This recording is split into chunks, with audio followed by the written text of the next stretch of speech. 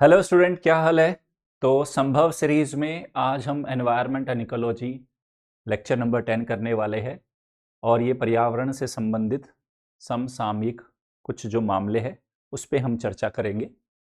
तो आगे बढ़ते हैं। आज का जो हमारा पूरा टॉपिक रहेगा बच्चा, इस टॉपिक में हम जनवरी 2025 इस महीने की जो प्रमुख खबरें रही है जनवरी माह की, उन सारी खबरों को हम यूपीएससी प्रीलिम्स और मेंस के दृष्टिकोण से हम उसको आज देखने वाले हैं।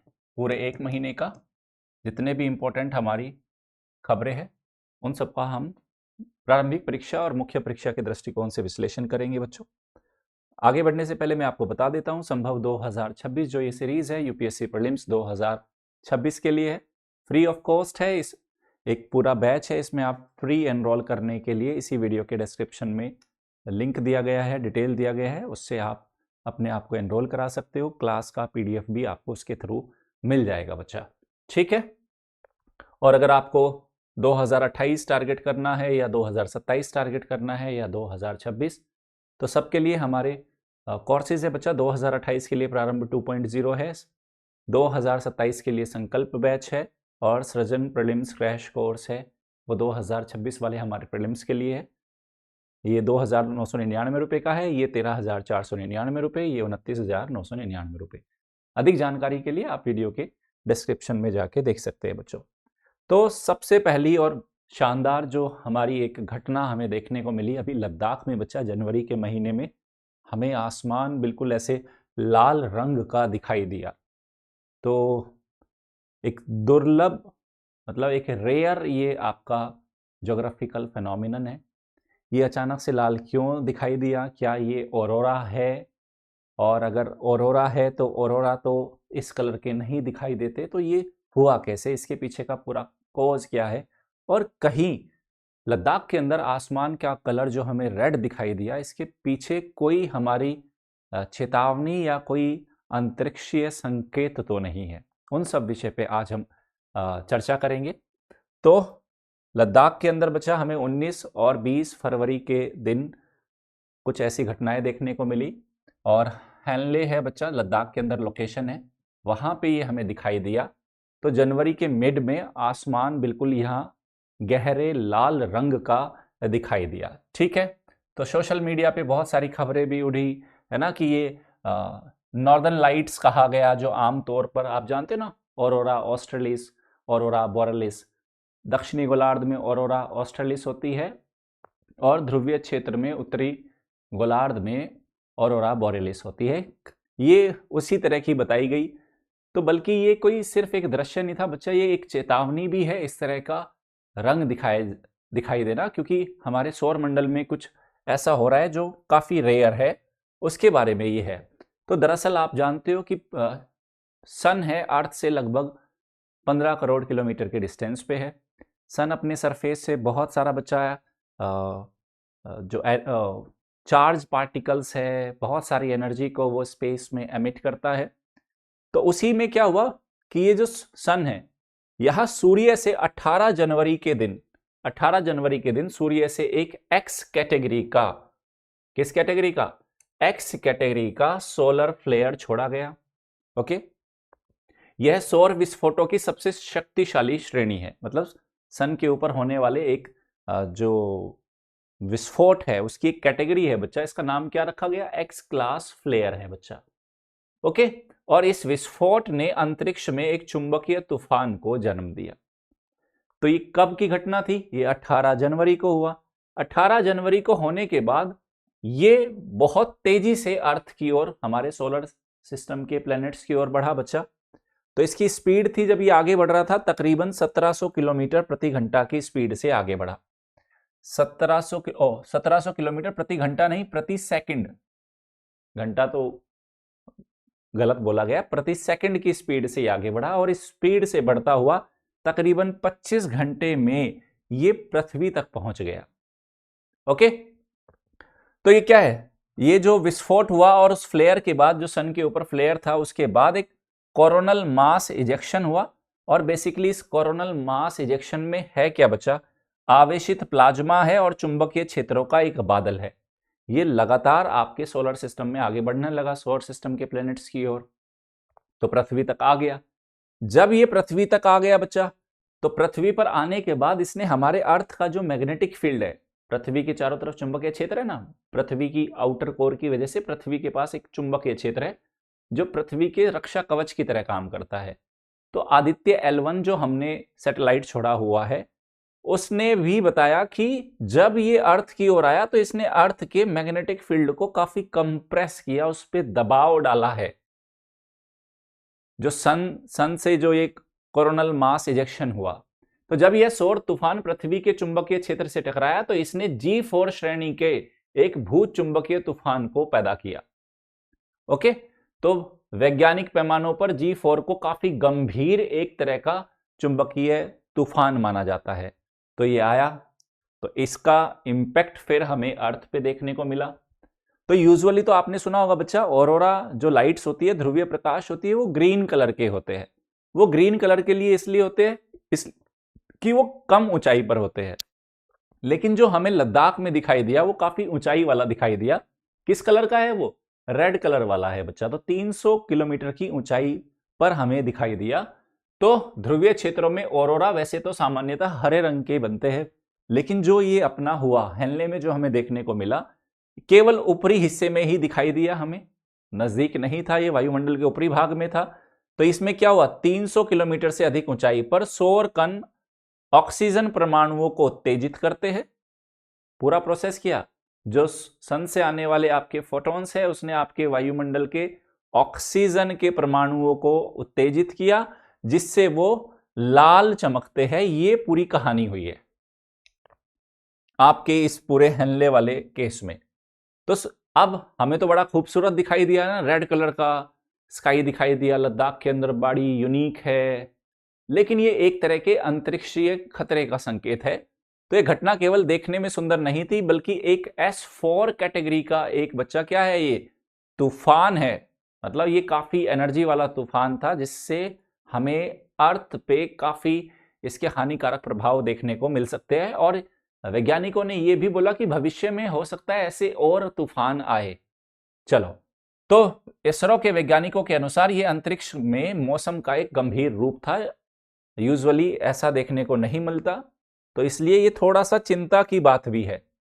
अब हमारी तकनीक पर इस सौर हमले का इंपैक्ट क्या होगा?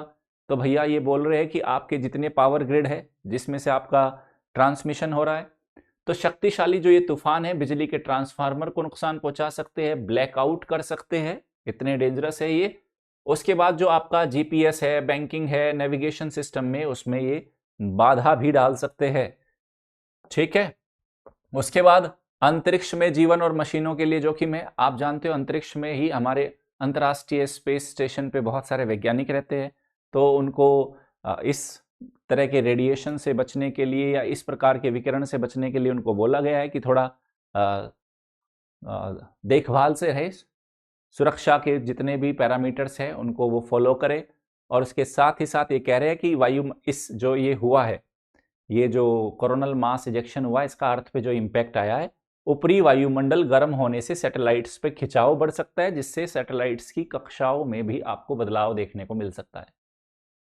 तो ये काफी गंभीर एक घटना थी बच्चा जो अभी ये हुई है अर्थ के ऊपर। ठीक है, अब ये हुआ क्यों? आप सोचोगे ये ऐसा होता क्यों है? देखो, सन के ऊपर बहुत सारी एक्टिविटी चलती रहती है बच्चा, है ना। हाइड्रोजन, हीलियम, आप जानते हो, नाभिकीय संलयन वहां हो ही रहा है। तो कहते कभी कभी सौर की जो सरफेस है या सोलर एक्टिविटी है, कभी तो वो बहुत ज्यादा बढ़ जाती है और कभी काफी कम हो जाती है, और हर लगभग 11 साल में हमें उसमें काफी चेंज देखने को मिलता है। तो अपने 11 वर्षीय चक्र के सबसे स्ट्रॉन्ग फेज में सन अभी है। तो ये बोल रहे हैं कि अभी जो हुआ है, ये जो हनले में आपको इंपैक्ट देखने को मिला है, ये सौर एक्टिविटी का मैक्सिमम का फेज चल रहा है, और आने वाले समय में हमें ऐसी और घटनाएं देखने को मिल सकती है। ठीक है, चलो, तो इस पे यूपीएससी प्रीलिम्स में क्वेश्चन बन सकता है बच्चा, है ना। हेनले की लोकेशन पे आ सकता है, ऑरोराज पे क्वेश्चन आ सकता है, उत्तरी ध्रुवीय प्रकाश, दक्षिणी ध्रुवीय प्रकाश क्या होते हैं, उनका क्या सिग्निफिकेंस है, पॉजिटिव नेगेटिव इम्पैक्ट क्या है उस पे क्वेश्चन बन सकता है, ये कैसे बनते हैं इस पे प्रश्न बन सकता है, अर्थ के मैग्नेटिक फील्ड पे क्वेश्चन बन सकता है, अर्थ का मैग्नेटिक फील्ड कैसे बनता है। तो इस टाइप के क्वेश्चन आप देख सकते हैं बच्चा। तो यहां पे जो एक्सपेक्टेड क्वेश्चन बनेगा, जो आपको एक्सपेक्टेड क्वेश्चंस देखने को मिल सकते हैं यूपीएससी प्रीलिम्स और मेंस में,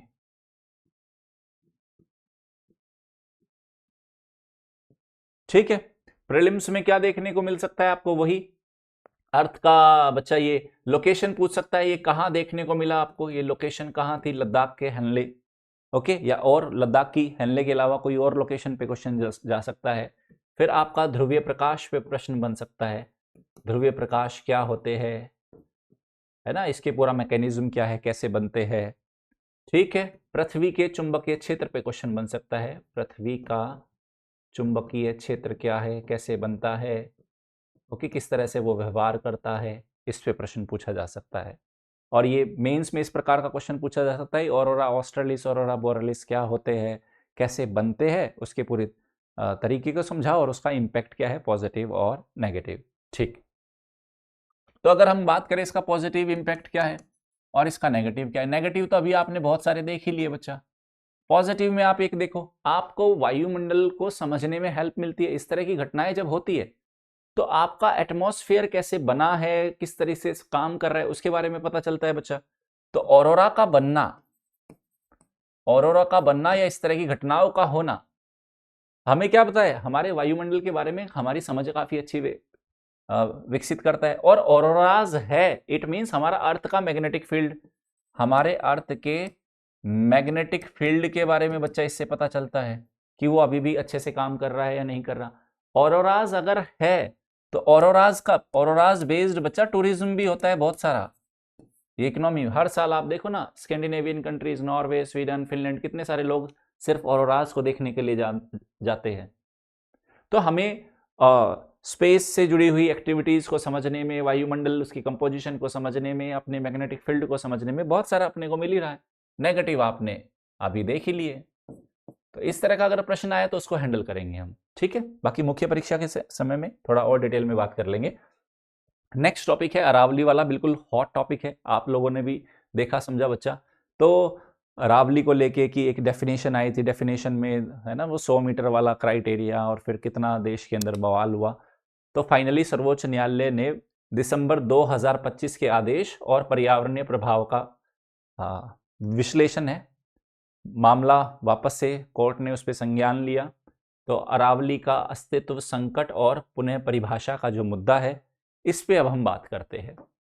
ये देखो बच्चा, तो सर्वोच्च न्यायालय का स्थगन आदेश आया, सुर्खियों में क्यों आया ये इसको समझ लेते हैं। तो 20 नवंबर 2025 के दिन तो कोर्ट ने अपने एक आदेश दिया था, उस पर रोक लगा दी गई थी। वो आदेश क्या था कि अरावली की एक सीमित परिभाषा थी जिसमें बोला गया था जो 100 मीटर से ऊंची जो पहाड़ियां है ना, उसी को हम अरावली के अंदर कंसीडर किया। देश भर में काफी बवाल हुआ, पर्यावरणविदों ने काफी आलोचना की उस मूव की, जिन्होंने चेतावनी दी कि सीमित परिभाषा से संवेदनशील पारितंत्र को काफी नुकसान हो सकता है अरावली को। न्यायालय ने एक नई समिति के गठन का फिर फर्दर एक आदेश दिया और बिना पूर्व अनुमति के कोई भी नया माइनिंग का लाइसेंस नहीं दिया जाएगा, खनन पट्टे पर रोक भी लगा दी है। पूरा मामला समझते क्या है कि अरावली हमारे लिए क्यों फायदेमंद है और अरावली का हमारे लिए क्या महत्व है। तो जो परिभाषा वाली बताई थी हमने कि केवल 100 मीटर से अधिक ऊंची जो भू आकृतियां है उसी को हमने अरावली के अंदर कंसीडर किया था। अब भारतीय वन सर्वेक्षण विभाग क्या कहता है कि देखो 20 मीटर से कम ऊंचाई वाली पहाड़ियां यहां कितनी है, 1,07,000, और 20 मीटर से 100 मीटर की ऊंचाई वाली पहाड़ियां कितनी है, 11,000। तो कुल मिला के 100 मीटर से कम कितनी पहाड़ियां है, 1,18,000 पहाड़ियां है। और नई परिभाषा क्या कह रही है कि 100 मीटर से ऊपर जो उठाया है ना, उसी को आपने हिल की कैटेगरी में कंसीडर किया था। तो इससे तो क्या होगा, आपने लगभग 1,18,000 पहाड़ियों को सुरक्षा के दायरे से बाहर किया। तो वही है, तो कुल मिलाकर 100 मीटर से का जो नियम था वो उसमें लगभग 1,18,000 पहाड़ियां, यानी कि लगभग 90% पहाड़ियां संरक्षण के दायरे से बाहर हो सकती थी उस डेफिनेशन से। और जबकि चाहे पहाड़ी 20 मीटर की हो, 50 मीटर की हो, 60 मीटर की हो, 70 मीटर की हो, उनका बड़ा सिग्निफिकेंस है पर्यावरणीय दृष्टिकोण से। ओके, तो आप तो क्या कर रहे बच्चा, ये पहाड़ियां चाहे 100 मीटर से कम भी हो, ये पुनर्भरण में, ग्राउंड वाटर को रिचार्ज करने में इनका रोल है, वन्य जीवों के गलियारे देती है, निचली पर्वत मालाएं है जैसी कई अन्य महत्वपूर्ण विशेषताएं ये प्रोवाइड करती है। तो ये पूरा मुद्दा हुआ। फिर क्या हुआ, अब आप देखो, ये इसको बोला जाता है अरावली को बच्चा भारत का पश्चिम की ओर से एक सुरक्षा कवच माना जाता है। जैसे हिमालय को उत्तर की ओर से भारत का एक सुरक्षा कवच माना जाता है ना, अरावली वेस्ट की ओर से सेम वैसे सुरक्षा कवच के रूप में काम करते हैं। देखो अरावली के वेस्ट में आप जानते हो थारका डेजर्ट है और यहां काफी शुष्क पवनें चलती है, रेतीली पवनें चलती है। अब वो क्या करेगी, और बीच में अरावली ने क्या कर रखा है, अरावली ने बीच में एक बैरियर बनी है, चाहे वो 50 मीटर की पहाड़ी हो, 20 मीटर की पहाड़ी हो, 70 मीटर की पहाड़ी हो, 100 मीटर की हो, 200 मीटर की हो। और अगर आपको याद होगा, आपने ज्योग्राफी में भी पढ़ा होगा कि पवन का अपर्दन जो कार्य है वो कुछ ही मीटर तक ऊंचाई तक प्रभावी होता है, मतलब वो एक सर्टेन हाइट तक ही पवन जो इरोजन का काम करती है। तो वो छोटी जो पहाड़ियां आज आपको लग रही है कि ये तो सिर्फ 20 मीटर ऊंची पहाड़ियां है, ये तो 30 मीटर ऊंची पहाड़ी है, इसका क्या रोल है, नहीं, वो क्या कर रही है, विंड इरोजन के मार्ग में बैरियर के काम कर रही है, विंड ब्रेक का काम कर रही है, उनको रोकती है, मरुस्थल के आगे विस्तार को रोक रही है। अरावली के इधर पूरा गंगा का मैदान है, दिल्ली एनसीआर है, तो ये क्या है, पूरा प्रोटेक्ट हुआ है। किस वजह से, अरावली की इस लोकेशन की वजह से, जो ऐसे इस दक्षिण पश्चिम से उत्तर पूर्व की ओर फैली हुई है। गुजरात से लेके, अगर मैं कहूँ, गुजरात है, राजस्थान है, और उसके बाद हरियाणा हो गया और आपका दिल्ली तक ये फैली हुई है। तो वही कह रहे हैं, तो पहाड़ियों के नष्ट होने से प्रदूषण का स्तर पर्यावरणविदों का मानना है कि 4 से 6 गुना ज्यादा बढ़ सकता है। दूसरा, तो ये बिल्कुल इसको एक हरित फेफड़े के रूप में बोला गया है। हरित फेफड़े ग्रीन लंग के रूप में काम कर रहा है, तापमान को नियंत्रण और प्रदूषण में कमी के लिए जिम्मेदार है ये इस पूरे क्षेत्र में। उसके बाद देखो, जल सुरक्षा का आधार निर्मित करता है उत्तर पश्चिम भारत में। अब आप देखो, ये यहाँ की जो पहाड़ियां है बच्चा, ये जो पहाड़ियां, इन पहाड़ियों का स्ट्रक्चर देखो, इन पहाड़ियों में बच्चा क्या है, खंडित क्वार्टजाइट की चट्टानें हैं।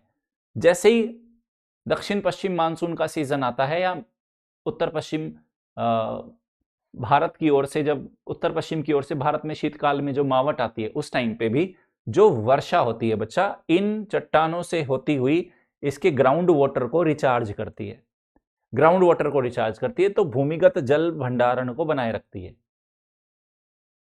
ओके, और अगर आप इन पहाड़ियों का अस्तित्व नहीं होगा तो ग्राउंड वाटर रिचार्ज इंपैक्ट होगा। तो ये क्षेत्र वैसे ही काफी शुष्क और अर्धशुष्क दशा वाला है, फिर तो कहानी और भी ज्यादा बिगड़ जाएगी। बहुत सारी नदियां जैसे लूनी, साबरमती, बनास, वो सब यहीं से इसका ओरिजिन हो रहा है। तो एनसीआर के पानी का लगभग 20 से 30% रिचार्ज कौन, किसकी वजह से हो रहा है, अरावली की वजह से। ये सब वैज्ञानिक स्टडीज है। उसके बाद प्रति हेक्टेयर कितना जल संचय करती है, ये सेंट्रल ग्राउंड वाटर जो बोर्ड है उसी का आंकड़ा है, 20 लाख लीटर के आसपास पर हेक्टेयर वाटर स्टोरेज करती है ये अरावली। ठीक है, अरब सागर की मानसूनी शाखा को रोककर राजस्थान को जल प्रदान करती है। तो ये कितना बड़ा तो इसका सिग्निफिकेंस है, जल सुरक्षा के लिए है बच्चा, वायु की गुणवत्ता के लिए अरावली का महत्व है। उसके बाद नेक्स्ट महत्व देखो, बायोडाइवर्सिटी और वाइल्ड लाइफ का कॉरिडोर है। कह रही है पहाड़ियां चाहे 20 मीटर की हो, 50 मीटर की हो, छोटी पहाड़ियां है, वाइल्ड लाइफ के लिए कॉरिडोर है। अगर आपने इन पहाड़ियों को काट दिया, पहाड़ियों को काटने का मतलब क्या हुआ, यहाँ की वाइल्ड लाइफ और ह्यूमन है, मानव सेटलमेंट, सीधा क्या होगा, मानव और जो जंगली पशु है उनके बीच के संघर्ष की और आक्रमण की घटनाएं बढ़ जाएगी आपस में। तो मैन और वाइल्ड कन्फ्लिक्ट्स के केसेस बढ़ेंगे। तो वो यही कह रहे हैं, इस पूरे क्षेत्र में 22 वन्यजीव अभ्यारण्य टिल डेट, 4 बाघ अभ्यारण्य है। तो ये नेचुरली, जैसे रणथंभौर हो गया, सरिस्का हो गया, और भी बहुत सारे हैं इसी क्षेत्र में। तो क्या है बच्चा, ये पूरे वन्य जीवों के कॉरिडोर है, बहुत सारे यहाँ पे जंगली जीव है, हायना है, यहाँ पे टाइगर है, यहाँ पे लेपर्ड है, इस पूरे क्षेत्र में हिरण है कितने प्रकार के, तो क्या होगा, मानव वन्य जीव संघर्ष की घटनाएं यहाँ पे बढ़ जाएंगी। अब क्या है, अब आपने इनको अरावली को कट करना अगर शुरू कर दिया और उसको सुरक्षा नहीं मिली तो क्या होगा, जंगलों से निकल के वो बस्तियों की ओर, शहरों की ओर जाएंगे, फिर अटैक करेंगे, तो एक नई बड़ी समस्या पैदा हो जाएगी। फिर आ जाओ, अब ये देख लो, 31 पहाड़ियां नक्शे से गायब हो गई, साल 2018 का ये केस स्टडी है। ये क्षेत्र आप ये देखो बाद में कैसे बन गया, जस्ट बिकॉज ऑफ, क्यों, माइनिंग की एक्टिविटी की वजह से। तो बोल रहे हैं वैध खनन क्षेत्र केवल यहां पर कितना है, 0.19% है जो वैध खनन क्षेत्र है, लेकिन बाकी सब क्या हो रहा है, इलीगल माइनिंग हो रही है। आर्थिक वास्तविकता क्या है, राजस्थान के जो राज्य का जो ग्रॉस स्टेट डोमेस्टिक प्रोडक्ट है जो बच्चा, उसमें कितना है, केवल 2 से 3% का ही कंट्रीब्यूशन है, ज्यादा बड़ा कंट्रीब्यूशन भी नहीं है। हरियाणा में अवैध खनन से सालाना 5,000 करोड़ रुपए की हानि होती है, और उसके साथ आप एम सैंड वाला जो कंसेप्ट है, मैन्युफैक्चर्ड सैंड है ना, उसके लिए इसका उपयोग किया जा रहा है। ओके, तो इस तरीके से इसको लगातार खतरा है बच्चा। अब मानवीय और सामाजिक प्रभाव ये भी देख लो बच्चा। अब ये कहते हैं कि जो यहां माइनिंग में काम करने वाले लोग हैं, तो मजदूरों के अंदर यहां पे बच्चा सिलिकोसिस, एक फेफड़े की बीमारी है, उससे पीड़ित हो रहे हैं। उसके साथ ही भील और मीना समुदायों के आवास नष्ट हो रहे हैं माइनिंग की चलती की वजह से, क्योंकि ये लोग इन्हीं क्षेत्रों में रहते हैं। संवैधानिक उल्लंघन है अनुच्छेद 21 का, प्राण और दैहिक स्वतंत्रता का अधिकार, जो आपका जीवन का अधिकार है, उसका भी ये उल्लंघन माना जा रहा है माइनिंग को। ये पूरी कहानी है। सरकारी पहल क्या है, सरकार खुद लेके आई थी अरावली ग्रीन वॉल इनिशिएटिव, जो अफ्रीका की ग्रीन वॉल इनिशिएटिव से प्रभावित है। अफ्रीका के अंदर सहारा डेजर्ट के एक्सपेंशन को रोकने के लिए एक इनिशिएटिव थी, उसी से 2-3 साल पहले खूब है ना, अरावली को बचाएंगे, ये करेंगे वो करेंगे, पूरी अरावली के लिए ग्रीन वॉल प्रोजेक्ट लेके आए, और उसके बाद ऐसा डिसीजन आना तो सरकार की मंशा पे कहीं ना कहीं क्वेश्चन लगा रहा था वो। तो अफ्रीका की ग्रेट ग्रीन वॉल इनिशिएटिव से प्रभावित था, और सेम कैसे, जैसे अफ्रीका में सहारा के एक्सपेंशन को रोकना था, यहां हमें किसके एक्सपेंशन को रोकना था, यहां हमें एक्सपेंशन को रोकना है थार डेजर्ट के, उसके लिए लेके आए थे। तो हमने लक्ष्य बनाया था कि 500 करोड़ टन कार्बन सिंक बनाएंगे, कहां पे, अरावली में। हमें तो उल्टा अफोरेस्टेशन करना था यहां पे, और शुभारंभ भी हो गया जून 2025 में। तो ये पूरी ग्रेट ग्रीन वॉल इनिशिएटिव यहां से पूरी की पूरी है बच्चा। यहाँ गुजरात में पोरबंदर है, उदयपुर है और जयपुर, और ये होती होती इधर हरियाणा के पानीपत तक है। लगभग 1400 किलोमीटर लंबी ये ग्रीन वॉल इनिशिएटिव है। उसका क्या, चलो अब इसके कह रहे इसके निगरानी में आप क्या कर सकते हो। निगरानी के लिए आपके पास क्या तरीका है कि हम अरावली को देखते रहे, तो इसरो का भुवन प्लेटफॉर्म है, उसकी बात कर रहे हैं। रियल टाइम मॉनिटरिंग में आप ड्रोन का इस्तेमाल कर सकते हो बच्चा। तो भुवन क्या कर रहा है, यहां वन आवरण में बदलाव को उसको देख रहा है। एआई आर्टिफिशियल इंटेलिजेंस और जो ड्रोन है वो अवैध गतिविधियों की त्वरित पहचान कर लेंगे।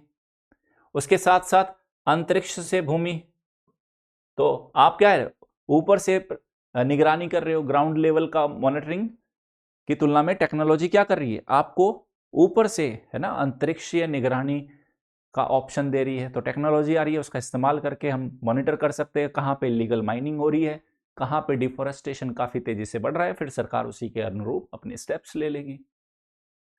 ये हुआ बच्चा पूरा का पूरा। तो फिर यहां पे हम सतत खनन प्रबंधन योजना भी लेके आए, MPSM।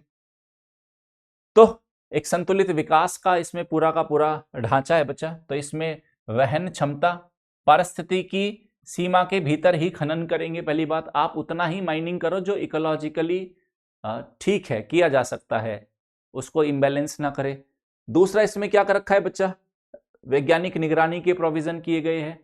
तो उसमें क्लियरेंस सर्टिफिकेट की बात कर रही है कि भाई आपको होता है ना पर्यावरणीय अनुमोदन मिला हुआ है या नहीं, उसका पर्यावरण प्रभाव मूल्यांकन हुआ है या नहीं, एनवायरमेंट इंपैक्ट असेसमेंट, उसकी बात हो रही है। उसके साथ साथ यहाँ पे बोले कुछ क्षेत्रों को अभेद बना दिया जाओ, मतलब कुछ वन और जल स्रोत है पूर्ण प्रतिबंध लगा दो उनके इस्तेमाल पे, उनको डाइवर्जन नहीं किया जाएगा, वहां पे आपकी माइनिंग या अदर एक्टिविटीज अलाउड ही नहीं है। तो ऐसे उन सब के लिए सतत खनन प्रबंधन योजना ये है बच्चा। आगे की राह क्या है? आगे की राह क्या है?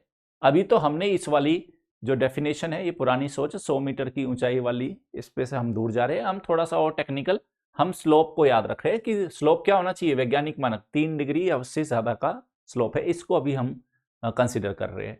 तो ज्योग्राफिकल इंफॉर्मेशन सिस्टम मैपिंग के द्वारा निचली पहाड़ियों की पहचान करेंगे, वनस्पति आधारित वर्गीकरण करेंगे, वन्यजीव अभ्यारण्यों के चारों ओर 1 किलोमीटर का बफर जोन बना सकते हैं। तो ये कुछ और किया जा सकता है ताकि अरावली और उसके पूरे इकोलॉजी को हम बचा के रख सके।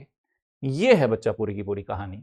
नेक्स्ट हमारा जो टॉपिक है, पिघलते ग्लेशियर और बाढ़ का खतरा। लगातार जैसे जैसे बच्चा ग्लोबल वार्मिंग हो रही है, ग्लोबल वार्मिंग के चलते हिमालय के बहुत सारे ग्लेशियर्स पिघल रहे हैं। ग्लेशियर्स के पिघलने से अस्थायी झीलों का निर्माण हो रहा है और वो अस्थायी झीलें बड़े वहां पे खतरे का संकेत है। तो अभी एक स्टडी हुई है बच्चा, एक स्टडी हुई है, आईआईटी गुवाहाटी के शोधकर्ताओं ने बोला कि पूरे हिमालयन रीजन में आपको 492 ऐसे स्थानों की पहचान की गई है जहां भविष्य में झील बनने की बहुत ज्यादा संभावनाएं है। समझ में आई बात? तो जोखिम क्या है? ये झीलें सड़क, पनबिजली परियोजनाओं और बस्तियों के लिए गंभीर खतरा बन सकती है। ग्लेशियर मेल्ट हुआ बच्चा, ग्लेशियर मेल्ट होने से पानी मिला और रास्ते में अवरोध है, तो बीच में एक अस्थायी झील बन गई। और कभी भी ये बैरियर अगर टूट गया तो क्या होगा? निचले जितने भी इलाके होंगे वो फ्लड की चपेट में आ जाएंगे। और आईआईटी गुवाहाटी की जो स्टडी है वो कहती है ऐसे 492 से ऐसे आपने लोकेशंस को आइडेंटिफाई किया है जहां पे इस तरह की झीलें बन सकती है। तो हिमालय के लिए, वहां के इंफ्रा के लिए, वहां के पूरे इकोसिस्टम पे इसके खतरनाक प्रभाव हमें देखने को मिल सकते हैं। तो काफी सारे डेंजर जोन बनते जा रहे हैं बच्चा हिमालय के अंदर, ये कह रहा है। और ये बड़ा खतरा है बच्चा, हिमालय के लिए बड़ा खतरा है।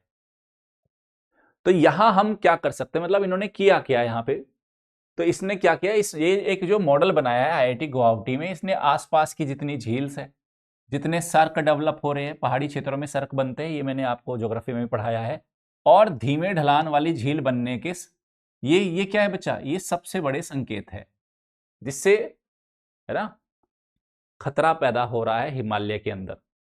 ठीक है, तो कहते हैं शोधकर्ताओं ने बेसिन न्यूरल नेटवर्क नामक एआई मॉडल का उपयोग किया। यह मॉडल जटिल भूभाग को समझने में सबसे सटीक पाया गया। तो यूपीएससी ने बच्चा, अगर आपको याद हो, मुख्य परीक्षा 2025 में भी ये क्वेश्चन पूछा था कि किस तरीके से ज्योग्राफिकल इंफॉर्मेशन सिस्टम और एआई आपको हेल्प कर रही है प्लानिंग में, नियोजन में, आपदाओं को समझने में, पूर्व चेतावनी प्रणाली को विकसित करने में। तो ये उसका एक एग्जाम्पल है। ठीक है, तो इस तरीके से इसमें ये इन्होंने बोला, तो यह तकनीक आपदाओं से पहले ही चेतावनी देने और सुरक्षित बुनियादी ढांचा बनाने में मदद करने वाली है। ये वाली बात है। तो इस टेक्नोलॉजी का पूछ ले, बेसियन न्यूरल नेटवर्क, ये जो मॉडल है ये किस लिए है? तो ये हिमालय के अंदर जो संभावित खतरा है, तकरीबन 500 के आसपास ऐसी झील बनने की संभावनाएं है जो काफी नुकसान पैदा कर सकती है। एक और बड़ा विवाद आया है बच्चा, शेट्टीहल्ली अभ्यारण्य। ये समाचारों में चर्चा में रहा। शेट्टीहल्ली अभ्यारण्य बेसिकली कर्नाटक के अंदर है बच्चा। अब इसकी, ये ऐसा अभ्यारण्य है जिसकी सीमाओं को लेकर, इसके क्षेत्र को लेकर एक विवाद पैदा हो गया। इसके अंदर कह रहे सरकारी जो आंकड़े कुछ और कह रहे हैं और एक एक्ट है उसके तहत कुछ अलग बात हो रही है। मतलब इसका क्षेत्र कितना बड़ा है, तो उस पे लेके पूरा मुद्दा है। तो कहते हैं सरकार का जो तर्क है, कर्नाटक गवर्नमेंट का, कि 2016 से सीमा सुधार की कोशिश चल रही है। किसकी? शेट्टीहल्ली अभ्यारण्य की। क्योंकि मौजूदा सीमा में, अभी जो इस अभ्यारण्य की मौजूदा सीमा है इसकी जो बाउंड्रीज है उसके अंदर बस स्टेशन भी है, सरकारी इमारतें जैसी शहरी संरचनाएं शामिल है। मतलब उसी की बाउंड्री के अंदर क्या आ रही है, बहुत सारी गवर्नमेंट बिल्डिंग्स आ रही है, बस स्टेशन आ रहे हैं, अर्बन इंफ्रास्ट्रक्चर उसके दायरे में आ रहे हैं, और संरक्षण की जरूरतों और स्थानीय लोगों की आजीविका के बीच में अब क्या करे कि क्या करे। अगर आप बचाओगे, सपोज करो शेट्टीहल्ली अभ्यारण्य है, अगर आपको इसको अभ्यारण्य के रूप में बनाए रखना है, संरक्षण वाले पॉइंट पे आपको अड़े रहना है, तो क्या होगा, यहां जितने भी इंफ्रास्ट्रक्चरल एक्टिविटी हो रही है आपको उनको रोकना पड़ेगा, और उनका रुकने का मतलब क्या है, लोगों की आजीविका का इंपैक्ट होना। तो ये पूरा विवाद बना हुआ है। क्या कहते हैं आंकड़े, आंकड़े क्या कहते हैं समझो। जो फॉरेस्ट डिपार्टमेंट कहता है कि इसके जो क्षेत्रफल है 395 स्क्वायर किलोमीटर है, वर्ग किलोमीटर है, लेकिन 1974 का जो एक नोटिफिकेशन है वो ये कहता है कि इसका जो क्षेत्र है वो तकरीबन 700 वर्ग किलोमीटर से ज्यादा है। देख लो बच्चा कितना फर्क है, बड़ा अंतर है। ओके, ये जो फॉरेस्ट डिपार्टमेंट का दावा है वो उसको छोटा दिखा रहा है, और 1974 का एक नोटिफिकेशन इसके क्षेत्रफल को बड़ा दिखा रहा है। अब देखो पूरा मामला यही है, अगर आप ये कहते हो इसका क्षेत्रफल छोटा कर दोगे, छोटा क्षेत्रफल कंसिडर कर लोगे, तो आपने जितने वहां पे इंफ्रास्ट्रक्चर डेवलपमेंट किया, इमारतें बनाई, बस स्टेशन डेवलप कर लिए, तो उन पे कोई गड़बड़ नहीं होगी। लेकिन अगर क्षेत्रफल बड़ा कंसिडर कर लिया कि वही 700 वर्ग किलोमीटर से ज्यादा है, तब आपको क्या करना होगा, संरक्षण के कारण इन सबको रोकना पड़ेगा। बस यही पूरा मामला है। विकास बनाम पर्यावरण सबसे बड़ा मुद्दा चल रहा है बच्चा अभी का। चले फिर, नागालैंड के जंगलों में मिली नई वनस्पति होया नेगेनिसिस, ये देख लो, एक पौधे की एक नई प्रजाति की खोज की गई है नागालैंड के जंगलों में। नाम क्या है बच्चा, होया नेगेनिसिस। तो इस खोज को एक प्रतिष्ठित अंतरराष्ट्रीय जर्नल है क्यू बुलेटिन में प्रकाशित किया गया। और दरअसल ये जो पौधा है नागालैंड के हाई एल्टीट्यूड पर मिलने वाला, दूर दराज के जंगलों में पाया जाने वाला है, जिसका वैज्ञानिक सर्वेक्षण उन क्षेत्रों का अत्यंत कम हुआ है। ओके, तो ये वाली बात है। तो ये है बच्चा होया नेगेनिसिस, नागालैंड में है बच्चा। अब कहते हैं नागालैंड से हमें सीखने की बड़ी शानदार एक संरक्षण की बड़ी शानदार टेक्निक है बच्चा, इनकी एक पद्धति है, उसको सीखना चाहिए। इसमें कम्युनिटी लेवल पे जिस तरह के प्रयास किए जाते हैं, समुदाय के स्तर पर वहां के लोग मिलकर जिस तरीके से वहां के इकोसिस्टम को बचाने का प्रयास करते हैं, जिस तरह से वो प्रतिबद्ध है, वो सीखने लायक है। तो कहते नागालैंड के अधिकांश जंगल सरकार द्वारा नहीं बल्कि स्थानीय समुदाय के स्वामित्व और संरक्षित में है, लोकली गवर्नमेंट ओन्ड नहीं है। मतलब वो लोकल लेवल के द्वारा उनका संरक्षण किया जा रहा है, लोकल लेवल पे ही उनकी ओनरशिप है, सरकार के स्तर पे उनको नहीं बचाया जा रहा। ठीक है, तो किसके द्वारा, स्थानीय लोगों के स्वामित्व में है, और वही उनको संरक्षित कर रहे हैं। इस पारंपरिक देखरेख ने बड़े वन क्षेत्रों को बचाया है। ये जिम्मेदारी इन्होंने क्या, सरकार के हाथ में तो दिए नहीं, खुद ही ओनरशिप है, खुद ही मैनेज करना है, तो बचा लिए उन्होंने। ठीक, चूंकि वैज्ञानिक सर्वेक्षण यहां पर काफी सीमित रहे, इसलिए यहां की जैव विविधता का एक बहुत बड़ा हिस्सा अभी भी दुनिया की नजरों से छिपा है। अभी बहुत सारी और ऐसी जीवों की, जंतुओं की, वनस्पतियों की यहां पे प्रजातियां मिल सकती है जिनको अभी तक एक्सप्लोर नहीं किया गया। तो यूनिक मेथड क्या है नॉर्थ ईस्ट में नागालैंड का, वहां पे ऑनरशिप और जो मैनेजमेंट और कंजर्वेशन है लोकल कम्युनिटीज कर रही है। ठीक है, फिर कहते हैं मिट्टी में छुपा एक अदृश्य प्रदूषक। इसको प्रदूषक की स्पेलिंग को थोड़ा करेक्ट कर लेते हैं, प्रदूषक है ये। मिट्टी में छुपा हुआ एक अदृश्य प्रदूषक जिसका नाम है legacy phosphorus. What is this legacy phosphorus? देखो ये अमेरिका का पूरा मामला है। लिगेसी फास्फोरस होता क्या है, पूछा भी जा सकता है एग्जाम में। देखो दुनिया भर में हमने चाहे बच्चा कितना भी एग्रीकल्चर डेवलपमेंट किया, कितना फूड प्रोडक्शन कर लिया, लेकिन लगभग हमें सभी जगह एक बड़ी समस्या देखने को मिल रही है कि हमने उर्वरकों का ज्यादा मिसयूज किया है, सॉइल की हेल्थ को कॉम्प्रोमाइज किया है और उर्वरकों के उपयोग ने न केवल मृदा को डिग्रेड किया है बल्कि बाकी सारी और पर्यावरणीय समस्याएं भी पैदा की है। उसी का ये एग्जाम्पल है लिगेसी फॉस्फोरस। क्या है बच्चा, देखो अमेरिका के खेतों में दशकों से विरासती फॉस्फोरस जमा हो रहा है। विरासती फॉस्फोरस क्या है कि आपने फॉस्फोरस को लोकली अवेलेबल था, इतना ज्यादा इस्तेमाल कर दिया कि सॉइल में उसका एब्जॉर्प्शन कम हुआ और वो धीरे धीरे डिपॉजिट होना शुरू हो गया सॉइल के अंदर। तो विरोधाभास क्या है, फॉस्फोरस पौधों के विकास के लिए आवश्यक तो है, लेकिन इसकी इतनी अधिक मात्रा में आपने इसको इस्तेमाल किया कृषि कार्यों में कि अब ये एक पर्यावरणीय खतरा बन गया। जैसे नाइट्रोजन का ज्यादा इस्तेमाल करने से आपका यूट्रोफिकेशन की एक प्रॉब्लम पैदा हो गई थी, सुपोषण की। फॉस्फोरस के ज्यादा उपयोग करने से लिगेसी फॉस्फोरस ये बड़ी समस्या बन गया है बच्चा। समस्या क्या है, मिट्टी के कणों से मजबूती से जाके चिपक जाता है और जल स्रोतों को फिर धीरे धीरे प्रदूषित करने लगता है ये। This is legacy phosphorus. Over use of phosphorus जाके सॉइल के पार्टिकल्स में चिपक जाता है और उसके बाद पोल्यूशन करना शुरू करता है। अमेरिका की कहानी देखने लायक है बच्चा। 1960 में देखो बच्चा, एक इन्होंने केस स्टडी दी है। 1960 में मकई के अंदर आप कितना इस्तेमाल कर रहे थे, फॉस्फेट उर्वरक खपत थी 5.8 मिलियन टन। वहीं 2000 तक जैसे ही आप आए, यहां से आप 2018 का आंकड़ा दे रहा है, आप ये देखो मकई, सिंगल मकई की क्रॉप में 30% का हाइक हो गया है ना। ये देख लो 8.5 मिलियन टन यूज हो रहा है बच्चा ये। अब ये क्या हुआ, उर्वरकों का अतिरेक। सेम जैसे इंडिया में ग्रीन रेवोल्यूशन के ऊपर हम आरोप लगाते हैं कि हमने नाइट्रोजन का मिसयूज किया है, यूरिया का, सेम इधर भी है।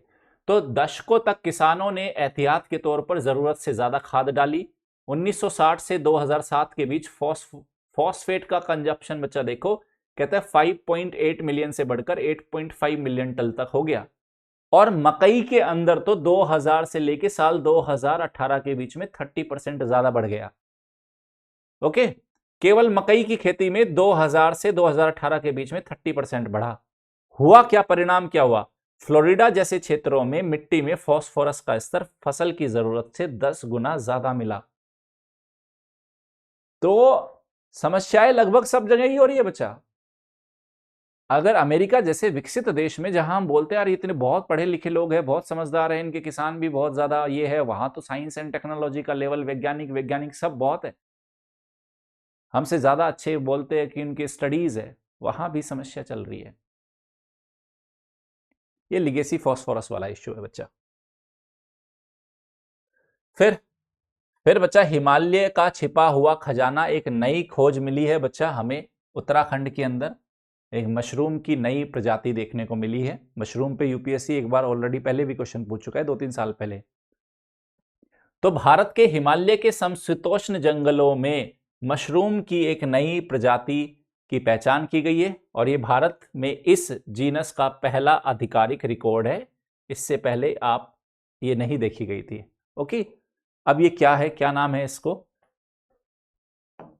देख लो बच्चा।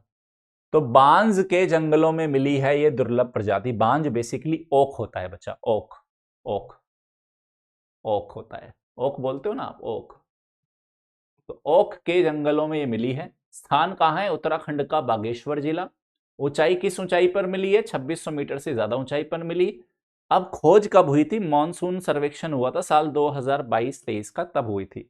तो ये नई प्रजाति उत्तराखंड के ओक के जंगलों में पाई गई है। नमूने धाकुरी क्षेत्र से एकत्र किए गए थे और सर्वेक्षण विशेष रूप से मानसून के दौरान बड़े जो आपके मैक्रो फंगल को खोजने पर केंद्रित था, क्योंकि उस टाइम पे थोड़ा फंगल एक्टिविटी बढ़ जाती है, तभी ये खोज कार्य शुरू किया गया था।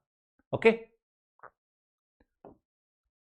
फिर एक और मध्य प्रदेश के अंदर बच्चा, ये है बच्चा जंगली कुत्ते, है ना, वाइल्ड डॉग है बच्चा। तो रातापानी अभ्यारण्य में एशियाई जंगली कुत्ते की ऐतिहासिक वापसी हुई है। मतलब ये पहले दिखाई नहीं देते थे, वापस दिखने शुरू हो गए हैं। तो पहली बार एशियाई जंगली कुत्ते, जिनको ढोल के नाम से जाना जाता है, या वन विभाग द्वारा लगाए गए कैमरा ट्रैप से इस लुप्त प्राय प्रजाति की पुष्टि की गई। पहले ऐसा था कि ये दिखने ही बंद हो गए थे। ये है बच्चा ढोल, एशियाई जंगली कुत्ते। इनको आम सीधा मत समझना बच्चा, ये कुत्ते इतने तकड़े शिकारी होते हैं, ये चाहे तो 10-12 कुत्ते मिलके शेर को मार दे, ओ चीते को, लेपर्ड को मार दे। ये इतने डेंजरस होते हैं भाई, ये जंगली कुत्ते हैं, ये गली मोहल्ले के कुत्ते नहीं है अपने। तो यह राता पानी के शीर्ष शिकारियों के लिए एक सुरक्षित आवास बनने का संकेत है। बढ़िया है कि इस तरह के मिल रहे हैं बच्चा। तो यहाँ के जो मुख्य वन संरक्षक है वाइल्ड लाइफ के, उन्होंने बताया, तो ये रिकॉर्ड किया गया, कैमरा लगा रखे ना, ट्रैपिंग करते हैं वो, तो वहां देखा गया भैया ये तो ढोल है। अब ये कहते हैं ये इकोलॉजिकल सिग्निफिकेंस, मतलब पारिस्थितिकीय संतुलन का एक अच्छा इंडिकेटर है कि इनका देखा जाना। तो कहते हैं सामूहिक शिकारी होते हैं ये, 14 से 20 के समूह में शिकार करने वाले सामाजिक प्राणी है, अकेला नहीं शिकार करता, इकट्ठे मिलके अटैक करते हैं। ओके। भोजन, इनका मुख्य शिकार क्या है? ये सांभर को, हिरण को, चीतल को, है ना, ये सब हिरण फैमिली के, उनका ये शिकार करते हैं। अब ये कहते हैं, समझो बच्चा, देखो क्या कह रहे हैं ये बाघ और तेंदुए जैसे शीर्ष शिकारियों को भी चुनौती देने में सक्षम है। तकड़े हैं बच्चा, घेर घेर लेते हैं इनको, धूल चटा देते हैं ये टाइगर को, लेपर्ड को। इंसान इनकी चपेट में आ जाए मार देंगे ये। हाँ, इसलिए जंगली कुत्तों को गली का कुत्ता मत समझना भाई। फिर एक और है बच्चा, कर्नाटक की एक रिवर है सोपर्निका रिवर, काफी चर्चा में है अभी। आस्था और प्रदूषण का संघर्ष है यहाँ पे। एक तरफ आस्था है और उस आस्था के चलते किस तरह से प्रदूषण हो रहा है उसकी बात की जा रही है। तो कोल्लूर है ना, कर्नाटक में कोल्लूर स्थित प्रसिद्ध श्री मुकाम्बिका मंदिर के पास बहने वाली ये रिवर है सोपर्निका रिवर। इंपॉर्टेंट नोट कर लेना, इस तरह क्वेश्चन आते हैं। कहते लंबे समय से प्रदूषण की मार झेल रही है। अब क्या है, इस मंदिर के आसपास बहुत सारे लॉज है, होटल्स है, धर्मशालाएं है, तो उससे क्या है, वहां से बिना उपचारित जल, क्योंकि बहुत सारी इंडस्ट्रीज, होटल इंडस्ट्री आ गई ना, टूरिज्म इंडस्ट्री आ गई, तो वहां से बहुत सारा वेस्ट निकल रहा है, और वो वेस्ट क्या है, बिना ट्रीटमेंट किए वो सीधा रिवर के अंदर डाला जा रहा है, तो उसके अस्तित्व को खतरा हो गया बच्चा। तो ये जो अनट्रीटेड सीवेज है सीधे नदी में डाला जा रहा है। अब एनजीटी नेशनल ग्रीन ट्रिब्यूनल, मैंने आपको पहले भी बताया था लास्ट क्लास के अंदर, भारत का पर्यावरणीय विधान के अंदर, तो एनजीटी के चेन्नई पीठ ने इस मामले में कड़ा रुख अपनाते हुए अधिकारियों को फटकार लगाई है और विस्तृत रिपोर्ट मांगी है। भैया बताओ क्या हो रहा है, क्या कर रहे हो आप, जवाब तलब दीजिए और इस मामले में। फिर नेक्स्ट आया बच्चा मुंबई क्लाइमेट वीक 2026। ये क्यों चर्चा में है? तो शहर के, मुंबई शहर के नेतृत्व में पहली पहल है जो कि 17 से 19 फरवरी 2026 के बीच में चलेगी, और भारत के अंदर पहली बार, हम कह रहे हैं पहली बार कोई शहर नागरिक संचालित जलवायु समाधान पर केंद्रित कार्यक्रम की मेजबानी कर रहा है। मतलब सिटीजन्स इसमें रोल प्ले करेंगे, सिटीजन ड्रिवन क्लाइमेट सॉल्यूशन पर। इसका उद्देश्य है जलवायु कार्रवाई को शहरी प्रणालियों में शामिल करना। अच्छी बात है, मैं तो हमेशा ही बोलता हूं पब्लिक पार्टिसिपेशन होना चाहिए, लोगों को शामिल करो, जनता को शामिल करो, तभी मजे वाली बात है। तो ये है बच्चा, ये पूरी की पूरी। इसमें होगा क्या, अब इसमें क्या कर रहे हैं, अब सिटीजन ड्रिवन है, नागरिक ही इसमें रोल प्ले कर रहे हैं, तो इसके अंदर क्या होगा, बाल अधिकारों के नजरिए से जलवायु कार्रवाई पर भी इसमें बल दिया गया है। तो यह पहल मानती है कि जलवायु परिवर्तन का बच्चों के स्वास्थ्य और शिक्षा पर भी गहरा प्रभाव पड़ेगा। साझेदारी कौन कौन है, किसकी साझेदारी है इसमें, यूनिसेफ इंडिया की है और युवा करके इसकी साझेदारी है। इसमें माना क्या गया है, यह प्रोजेक्ट मुंबई के साथ मिलकर, इसका उद्देश्य बच्चों और युवाओं को बदलाव के नए एजेंट के रूप में सशक्त बनाना है, ताकि उनके अनुभव शहर की नीतियों को आकार दे सके। ये वाला है। सो सिटीजन ड्रिवन ये इनिशिएटिव है। फिर केरल क्यों आया, केरल को बच्चा मिला पहला तितली अभ्यारण्य, पहला तितली अभ्यारण्य, बटरफ्लाई सेंचुरी। तो केरल सरकार ने आधिकारिक तौर पर आर्लम वन्यजीव अभ्यारण्य का नाम बदलकर आर्लम तितली अभ्यारण्य कर दिया है बच्चा। ये लो, तो पूछ ले कैसे, हाल ही में चर्चा में रहा या आर्लम वन्यजीव अभ्यारण्य किस राज्य में है, तो ये केरल का है। अब देख लो, तो यहां पे कहते इसका क्षेत्रफल कितना है, 55 वर्ग किलोमीटर क्षेत्र है। किस प्रकार की वेजिटेशन मिलती है यहाँ पे? सदाबहार और अर्ध सदाबहार टाइप के यहाँ पे वन मिलते हैं। ओके, यह क्षेत्र बड़े पैमाने पर तितलियों के प्रवास और मड पडलिंग व्यवहार के लिए जाना जाता है। यह अनुसूची 1 के तहत आपका वन्य जीव संरक्षण अधिनियम, वाइल्ड लाइफ प्रोटेक्शन एक्ट है ना आपका 1972, उसके अंदर विभिन्न अनुसूचियां है, कहते उसकी अनुसूची 1 के अंतर्गत संरक्षित ये स्लेंडर लॉरिस है बच्चा, स्लेंडर लॉरिस, उसका भी हैबिटेट है। कौन सा? अरलम। अरलम वन्य जीव अभ्यारण्य की बात कर रहे हैं हम। ठीक है, तो ये हो गया चर्चा में। आगे चलते हैं। अरलम के बाद कौन है बच्चा? दो और बड़े मुद्दे हैं बच्चा, दो बड़े मुद्दे। एक है, एक ऐतिहासिक खोज हुई है बच्चा गुजरात के अंदर। 4.7 करोड़ वर्ष पुराने एक सर्प का जीवाश्म मिला है ना, मेडसोइड है ना, नाम थोड़ा डिफरेंट है ये, इसका जीवाश्म मिला है।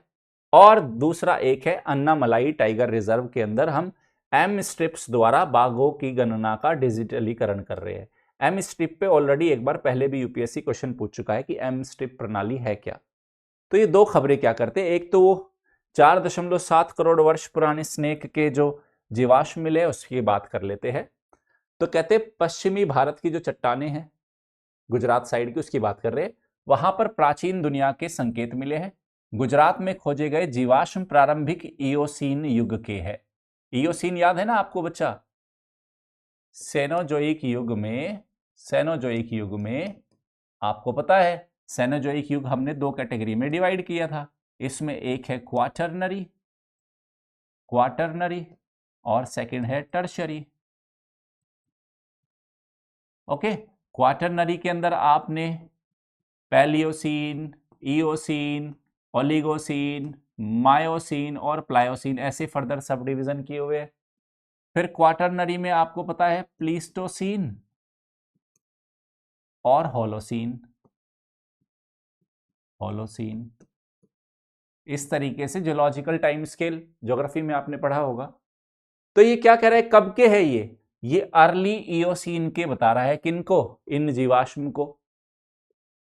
तो यह भूवैज्ञानिक इतिहास का ऐसा दौर था जब पृथ्वी का तापमान बहुत अधिक था, ध्रुवीय क्षेत्र पर बर्फ नगण्य थी, उष्णकटिबंधीय जलवायु कोल्ड ब्लडेड एनिमल्स के विशालकाय आकार में विकसित होने के लिए अनुकूल थी। तो आप समझो, यानी कि एक तरीके से अगर आपको जो पूरा जीवाश्म ये प्रमाण है एक तरीके से जो हमारे पृथ्वी के भूगर्भिक इतिहास को समझने में मदद करते हैं। तो गुजरात की यह खोज कह रहा है केवल एक जीवाश्म नहीं है बल्कि महाद्वीपों के खिसकने और जलवायु परिवर्तन का परिणाम है। प्लेट टेक्टोनिक को समझने का भी एक प्रमाण है ये एंशिएंट इतना बड़ा स्नेक का यहाँ पे मिलना बच्चा, यह हमें बताता है कि गर्म जलवायु में रेंगने वाले जीव किस हद तक विशालकाय उस टाइम पे हो सकते थे।